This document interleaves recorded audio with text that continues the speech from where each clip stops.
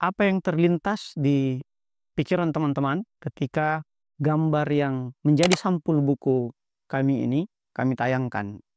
Seorang penegak hukum yang ditutup matanya memegang timbangan keadilan, tapi di sisi lain juga memegang semacam pemukul yang mana yang menurut kami ini adalah gambar yang mendeskripsikan bahwa ketika penegakan hukum itu ditegakkan secara bias atau menggunakan jalan pintas, maka yang terjadi adalah bukannya hukum menemukan tujuannya, yaitu kepastian, keadilan, dan kemanfaatan, hukum justru mengalami disfungsi dalam penegakan hukumnya.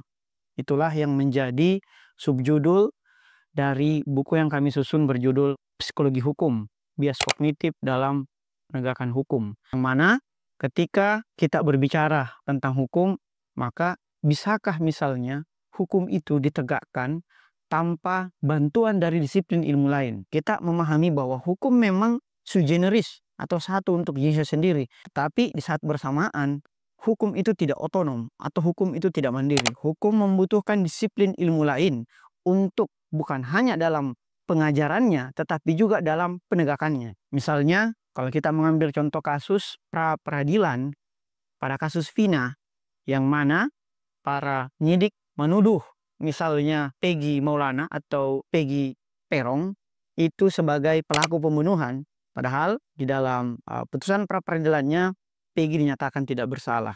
Nah, disinilah arti penting dari mempelajari hukum di satu sisi dan psikologi di sisi yang lain, agar kita memahami di mana titik temu dari dua disiplin ilmu ini. Nah, di dalam bagan yang kami tampilkan ini, bahwa titik temu antara psikologi dan hukum itu, misalnya disiplin ilmu psikologi itu berbicara tentang perilaku manusia sebagaimana adanya. Sementara di sisi lain, ilmu hukum itu berbicara perilaku manusia sebagaimana mestinya. Inilah yang menjadi novelty dari buku yang kami susun. Nah, perilaku manusia sebagaimana adanya itu melahirkan misalnya praduga atau bias. Sementara dalam ilmu hukum yang mempelajari tentang perilaku manusia sebagaimana mestinya, itu melahirkan salah satu asas yang sangat terkenal, yaitu asas praduga tak bersalah. Nah, kemudian apa implikasi jika praduga lebih dominan dibandingkan praduga tak bersalah? Ketika praduga atau bias itu lebih dominan dalam penegakan hukum, maka terjadi disfungsi hukum. Sementara jika bias itu dapat kita minimalisir, direduksi, dan diperkecil dalam praktik penegakan hukum, maka yang terjadi adalah terwujudnya tujuan-tujuan hukum, yaitu kepastian, kemanfaatan, dan keadilan tersebut. Nah, titik temu itu kemudian merupakan semacam jembatan agar di satu sisi psikologi itu tidak berjalan secara teoritis semata, dan di sisi lain hukum itu praktiknya tetap menerapkan praktik-praktik yang berguna agar menghindari bias-bias kognitif. Nah, hukum berbicara tentang perilaku-perilaku manusia misalnya dalam masyarakat. Kalau kita mengambil misalnya buku dari Donald Black yang berjudul The Behavior of Law, seperti yang kami jelaskan sebelumnya, bahwa kita harus menjembatani kedua hal tersebut.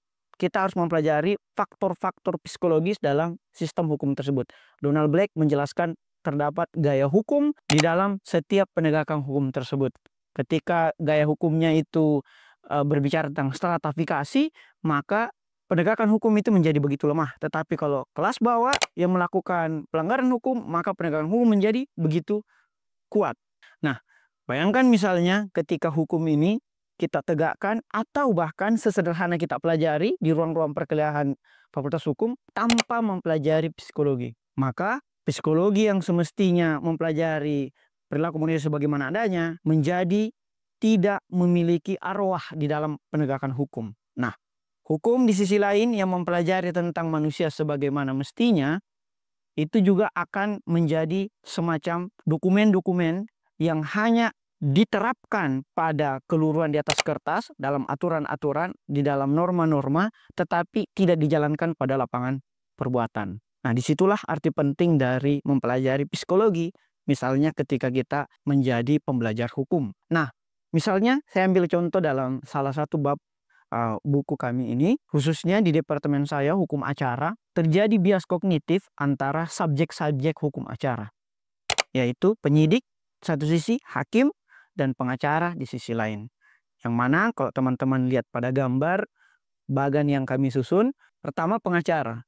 Pengacara itu selalu memiliki bias kognitif yang kemudian disebut sebagai cherry picking, yaitu memilih-milih argumen yang menguntungkan kliennya, tetapi di sisi lain meminggirkan bukti-bukti yang benar tetapi tidak menguntungkan kliennya. Sepintas mungkin kita menganggap bahwa ya itu kan tugas pengacara, tetapi di sisi lain ada kebenaran-kebenaran material yang kemudian diabaikan oleh pengacara tersebut. Nah, di sisi lain ketika pengacara ini bertemu dengan bias kognitif dari hakim, yaitu bias konfirmasi, kondisi di mana ketika putusan hakim itu hanya mendasari pada keyakinan-keyakinan yang sudah dipahami sebelumnya, maka terjadi ketidakadilan substantif. Nah, misalnya ketika bias kognitif dari hakim ini, yaitu bias konfirmasi, bertemu dengan bias hasil dari penyidik, contoh tadi dalam kasus Peggy Peron, maka yang terjadi adalah peradilan sesat. Kenapa peradilan sesat terjadi? Karena penyidik itu dikarenakan no viral no justice, maka dia segera menetapkan misalnya Peggy Peron sebagai tersangka. Padahal belum memenuhi unsur-unsur dalam ditetapkannya Peggy Peron sebagai tersangka. Itulah yang disebut sebagai peradilan sesat. Sementara ketika pengacara, bias kognitifnya itu bias hasil, bertemu dengan cherry pickingnya, pengacara ini bertemu dengan bias hasilnya penyidik, maka yang terjadi adalah ketidakadilan prosedural. Nah, silang sengkarut bias kognitif antara hakim, pengacara, dan penyidik akan menyebabkan apa yang kemudian kami sebut sebagai disfungsi dalam hukum acara. Nah, apa implikasi dari bias kognitif yang terjadi dalam lapangan ilmu hukum? Maka misalnya dalam hukum acara, putusan hakim itu menjadi tidak memiliki rasa keadilan di tengah-tengah masyarakat. Pernah kita misalnya mendengar kutipan dari seorang hakim agung di Amerika Serikat bahwa putusan hakim itu ditentukan oleh sarapan paginya. Ini memuat makna psikologis yang sangat dalam, bahwa ketika misalnya sarapan paginya, misalnya secara ekonomis itu kurang, maka mungkin si hakim itu akan memutus secara kurang adil pula. Nah, ini adalah pertanda bahwa kita membutuhkan disiplin ilmu lain dalam penegakan hukum. Nah, adapun dampak dari mempelajari dan menegakkan hukum tanpa ilmu bantu lain dalam hal ini psikologi, maka akan ada bias dalam penegakan hukum. Akan ada kualitas pemeriksaan saksi yang sangat-sangat mencederai due process of law. Sehingga kita perlu mengembangkan program-program yang sifatnya pelatihan critical thinking kepada para penegak hukum. Khususnya misalnya sebelum ia menjadi penegak hukum di pembelajaran ilmu hukum di ruang-ruang kelas di Fakultas Hukum. Kita tahu bahwa pikiran kita itu terbagi dua, antara sistem berpikir satu dan sistem berpikir dua menurut Daniel Kahneman dalam bukunya Thinking Fast and Slow. Sistem berpikir satu, kita buru-buru, itulah bias. Sistem berpikir dua, kita berpikir lambat secara reflektif dan secara bijaksana dan rasional. Itulah yang disebut sebagai critical thinking. Nah, program pembelajaran critical thinking bagi yuris, baik itu yuris mahasiswa maupun yuris para penegak hukum, itu sangat penting agar kita dapat mencegah bias kognitif tersebut.